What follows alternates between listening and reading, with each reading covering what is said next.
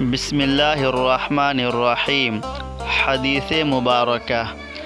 آپ صلی اللہ علیہ وسلم نے ارشاد فرمایا، جب تم میں سے کوئی اپنی بیوی سے جماع کرے تو کہے بسم اللہ اللہم جنبنا الشیطان وجنب الشیطان ما رزقتنا۔ اللہ کے نام کے ساتھ شروع کرتا ہوں، اے اللہ ہمیں شیطان سے بچا اور شیطان کو اس چیز سے دور رکھ جو تو اس جماع کے نتیجے میں ہمیں عطا فرمائے۔ یہ دعا پڑھنے کے بعد جماع کرنے سے میاں بیوی کو جو اولاد ملے گی اسے شیطان نقصان نہیں پہنچا سکتا۔ یہ حدیث نمبر 141 ہے۔ اس حدیث شریف کو حضرت امام بخاری رحمۃ اللہ علیہ صحیح بخاری شریف میں نقل کیے ہیں۔ اللہ کے نبی صلی اللہ علیہ وسلم امت محمدیہ کو کسی بھی جگہ یتیم نہیں چھوڑے، بھٹکتا ہوا نہیں چھوڑے، بلکہ اللہ کے نبی صلی اللہ علیہ وسلم امت کی ہر جگہ رہنمائی فرمائی ہے، رہبری فرمائی ہے۔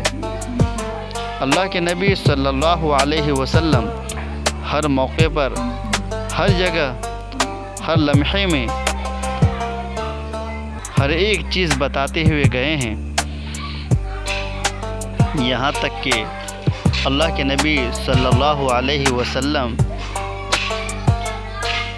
وہ بھی بتائے کہ جب انسان شادی کرے اور شادی کے بعد جب بیوی سے ہم بستری کرے، جماع کرے، بیوی سے ملاقات کرے، تو اس ملاقات کے وقت میں جب شیطان اس جگہ پہ موجود ہو، حاضر ہو جائے، تو شیطان سے بچنے کا راستہ بھی اللہ کے نبی صلی اللہ علیہ وسلم ارشاد فرمائی۔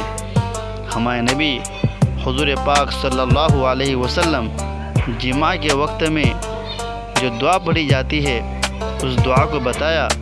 وہ دعا یہ ہے، بسم اللہ اللہم جنبنا الشیطان وجنب الشیطان ما رزقتنا۔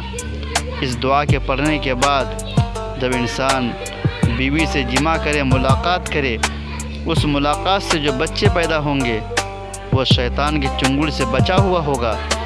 شیطان اس پر کوئی حملہ نہیں بول سکتا۔ شیطان سے اللہ تبارک و تعالی اس بچے کی حفاظت فرمائیں گے اور اس سے بچا لیں گے۔